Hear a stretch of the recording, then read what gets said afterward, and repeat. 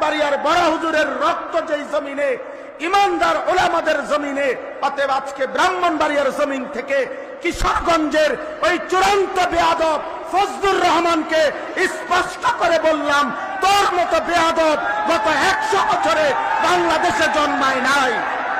তুই স্বাধীনতার পক্ষের না, তুই স্বাধীনতার শত্রু, তুই এদেশের শত্রু বেটা।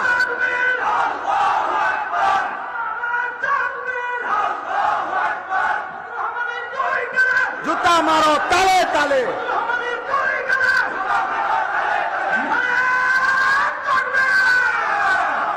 কিশোরগঞ্জের ওই বেয়াদব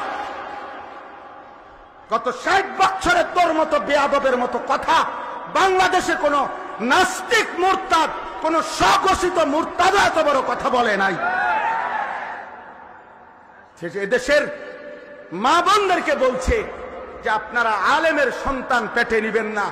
আরে বেটা বেয়াদব, তোর মতো বেয়াদবকে, তোর মা বাপকে যদি কোন আলেমে দিন বিয়ে না পড়াইতো তো তুই ফজলুর রহমান কোন নেককার চরিত্রবান কোন পবিত্র নারীর ঘরে জন্ম নিতে পারতি না বেটা।